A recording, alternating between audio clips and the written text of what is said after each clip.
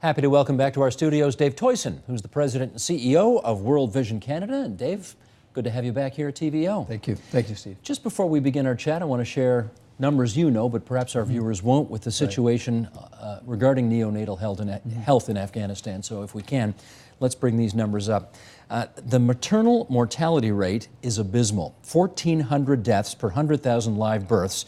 That's the highest maternal mortality rate in the world.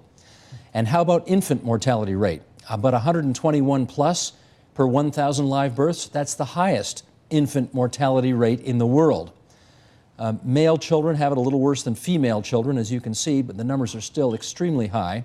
And children under the age of 5 years, born underweight, about a third. It's the 13th worst numbers out of 120 countries measured in the world. These numbers courtesy the CIA World Factbook. Some of them are several years old, but even in the time since those numbers were measured, it's hard to imagine it's gotten any better. Numbers don't always tell the whole story, but you've been there, you've seen it, so tell us, do the numbers tell the story here?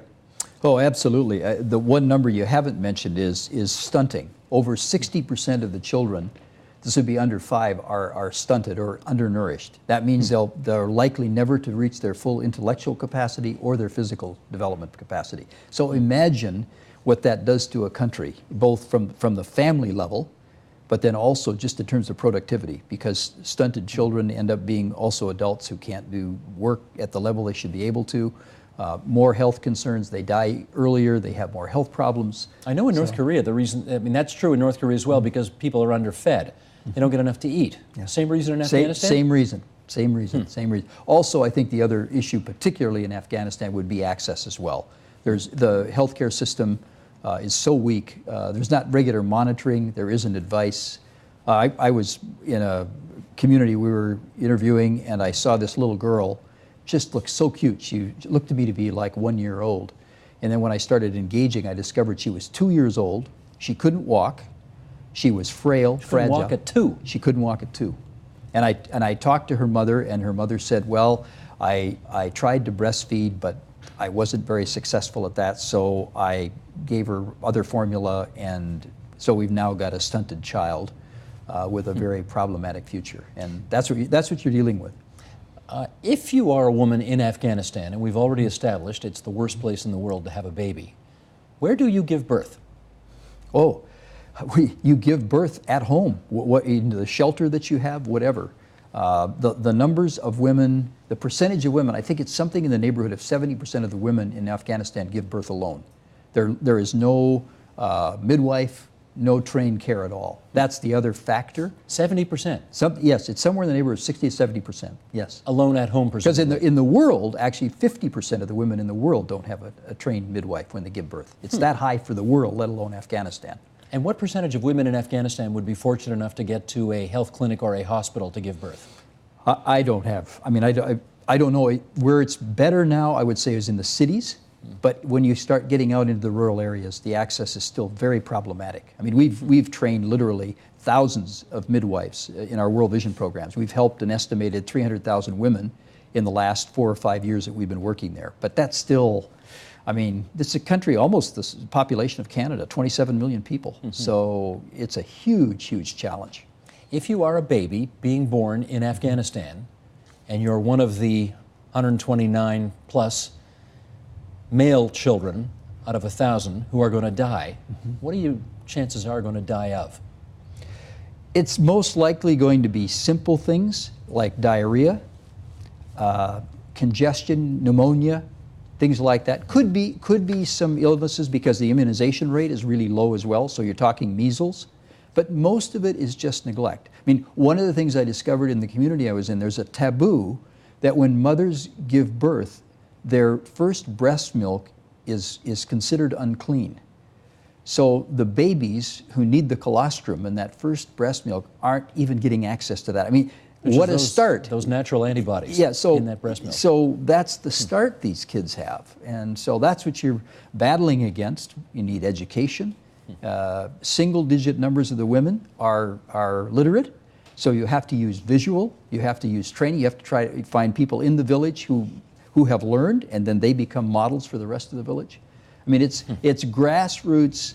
I mean, this is the battle to keep children alive. It's at that level, right? Those basic things. But that's beyond healthcare. That's education as well. Absolutely. You cannot split them. They're together. Because if you just do curative work, if you just sort of do fix-it work, as I call it, that's important. But if there isn't the educational part of it, it isn't sustainable. When the pressure's gone, when somebody leaves, things could fall back into the same old way again. So education, obviously, of girls and boys, but girls especially is critical as well. So it's like you're climbing a mountain. You just keep clutching the next little piece on the mountain to make your way to the top. That taboo you just mentioned, a religious thing, a cultural thing, do you know? It's still not clear to me. It's probably been passed on. It appears it's been passed on by the grandmothers and goes back to some cultural, uniqueness. And I'm not saying it's all of Afghanistan. I can only speak to the community that we were relating to. Well, let me follow up on that, because you just told us 70% of the women in Afghanistan are going to give birth without anybody there helping them at all. But I gather you did go to a neonatal unit somewhere in Afghanistan. Where was it? Oh yeah, it was in Herat, in Herat. Western city, a large city actually. What'd you see? Well, it's the only women's hospital in the city, and it'd be a city of close to 1 million people. And what I saw was a very busy hospital, but most importantly, I saw a neonatal unit that World Vision had provided. It's the only one in the city that's fully operational. And I was there talking to the doctor that was leading the unit, and then this little baby was... I see you playing with the kids here. Yeah, dragged in, this little guy. The nurse dropped him so casually on a bassinet that I didn't really... And then I looked over and I could see that the color wasn't right. And so she came back quite quickly. She started massaging him, put oxygen on him, did some suction work, but everything, when a baby's stop breathing, which is what happened, everything stops. And so she was just working frantically on him. And then about, it seems like 5 minutes, but it was probably 45 seconds. All of a sudden you could see his diaphragm, he was starting to move. And then probably, once again, I'm guessing a minute and a half, 2 minutes later, he started, big robust cry. Would you big like sigh to hear? of relief. Yeah. And, but I mean, that wasn't there just a few years ago. And they have about 10 problematic births every day. And without that equipment, that little guy would have been another one of those statistics of basically 1 out of 5 kids don't make it. You've been there, what, 10 years, World Vision in Afghanistan? Yeah, just a little over 10 years. Doing what kind of stuff? Basically child maternal health. We're doing agricultural work, livelihood development, education. We've helped build or renovate about 250 schools. And then in the early years, back in say 2002, 2001, it was a lot more emergency clothing because it was wintertime and it was really, really difficult. And so we did that kind of basic food distribution as well. That is the other thing. I read this in one of the papers the other day. I mean, kids die in Afghanistan from cold. Kids freeze to death in Afghanistan. Yeah, absolutely. And which, it's shocking. People don't realize, I mean, they think of it as a hot country. It's a cold country too. Yeah. We found villagers who still referred, I think it was 2009, as an incredibly cold winter for their children. And many children, I'm sure, died as a result of that. Now, you've been there 10 years, and those 10 years coincide with the West being at war in Afghanistan with the Taliban for 10 years. So, on the one hand, you would like to think that your efforts have paid off and you've seen some progress, but on the other hand, you're working in a war zone. Yeah. So, have you made any progress? Yes, no, there's no question in terms of statistics. I mean, I mentioned earlier the 300,000 mothers that we've helped. We've literally helped tens of thousands of children to be in school. Things like the neonatal unit in the hospital, the training of midwives, we've trained thousands. I mean, my view is that all of that has an impact on changing the attitude of mothers as well as their children, grandmothers as well, about how to care for their children, how to keep them alive and help them have some minimal thriving kind of existence. And it seems to me, I don't want to sound naive, but I think when you teach that, that's sustainable in the sense that if government changes or whatever else, depending on the government, they can make it more difficult. But I don't think you can unlearn mothers about things that help their children. I don't think you, so we really see it as an investment in the future of the country. And that's why we're there, and that's why we're going to stay there until either the problem's gone or we get kicked out, either way. Is there a possibility you could get kicked out? You always could. Always in these conflict situations, you never know. So you do everything you can while you're there. You also try to train as many of the local people as possible so that if we're gone, we have largely local Afghan staff, but we still have 6 to 10 expats in the country, depending on the time. Now, of course, our troops are leaving. Yes. Do you leave with the troops? No. You stay we're even staying. when the troops go? Yeah, absolutely. Our intention is to stay. And let me ask you about that because, I mean, the military involvement in Afghanistan by Canadian forces is well known, I think. We've been there more than a decade. Is maternal and children's health part of their mandate in any way, the military's? Well, I can't speak officially. I mean, I can't say I've ever had a discussion with them about that, but my assumption is, at least from the rhetoric that we've heard, is that they're trying to create an environment where that kind of work can take place. And we haven't had any funding from the government on that, but I believe there are other organizations where the government has provided some funding for child and maternal health, for sure. Afghanistan was, until recently, I think the largest foreign recipient of Canadian foreign aid in the world. Yeah. It's not anymore. How come? Well, I think some of it is obviously the attention, that it's not drawing the same attention, I think, as military departs. There's less investment in other areas as well. But I mean, our word to the government is, there's a tremendous investment that's been made. Don't stop now. I mean, this is long-term stuff. I mean, you're dealing with a country that has been back and forth under various kinds of domination and civil war and everything else, so it's naive to think that we can fix this in a hurry. But what we need to do, I think, is Canada's made an incredible investment already. Why wouldn't Canada want to continue the kinds of things that we're doing, say at World Vision, other organizations, helping the government in building its capacity around health? For example, in Herat, the city that we're in, our staff tell me that at the provincial level, they're really impressed with the health ministry, and that they're people that are trained, they have a clear strategy, they want to deliver, and yet if they don't have some help on the budget side, they're just not able to do all this by themselves. And Canada can make a strategic difference, I think. Just curious, what's the makeup of people's religion who live in Herat?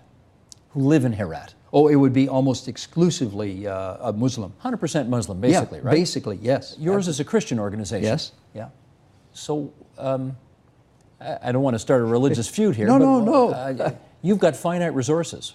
Why aren't you in a Christian country? Why are you in a Muslim country? Well, we've always said that the standard isn't what religion people are, but what's the need?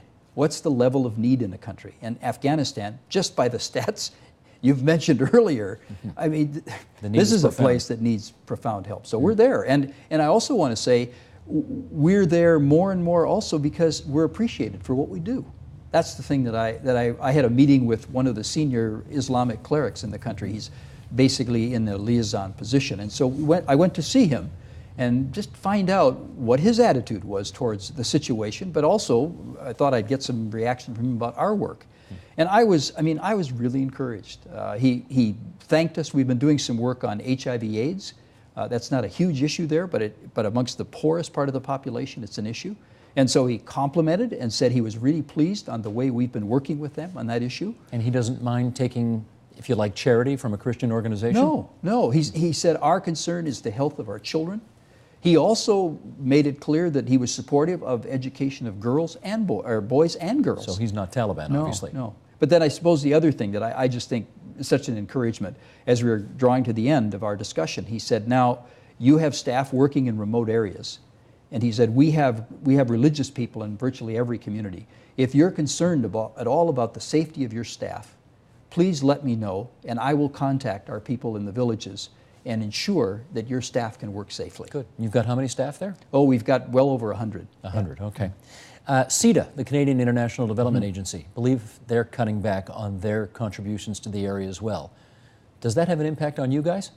I'm not aware, Stephen, that they're cutting back in Afghanistan. That's news to me. I mean, I know they're cutting their aid programs. Well, that's what I mean. But I'm not aware that they're cutting back in terms of Afghanistan specifically. Okay. But when it comes to child and maternal health, I mean, our hope is that they will not cut back on that in Afghanistan or everywhere else. I mean, the government's made a tremendous contribution to that. They have very high-profile commitment. You know, in the G8 meetings, that has to be, you know, as a priority. Because that needs to keep going. We're getting some leverage now. We're starting to make a difference. And I can say even in Afghanistan, I don't have official statistics, but anecdotally from what I saw, there's definitely some gain being made, and I think it'd be terrible to let that slide back. I'm going to ask you one final, very uncomfortable question. But you've been here many times, so you're ready for this. I'm going to be candid with you. Every time we do something on this program on Afghanistan, our numbers drop. And we know this because we get viewership surveys here. We know who watches, we know how many people watches, we know what kind of people they are who watch, what gender, demographic makeup. And one thing we know for sure, when we program Afghanistan, the numbers sink like a stone. Yeah. We still do it anyway because it's important. Right. But people's eyes glaze over. They've heard about Afghanistan for 10 years and they may or may not care whether things are getting any better. Right. So what would you say to people to make them re-engage on a topic that they really have had it up to here with? Well, I think the only thing that really we can appeal to is to say, just because it's hard doesn't mean we should ignore it. And oftentimes where we've gotten in the most trouble is that we have such short-term thinking. We bail out too quickly. And then what happens is it comes back to bite us 10 years later with a whole lot of other things associated with it, and it's almost like we have to start all over again. And this is more the drip method than overnight change.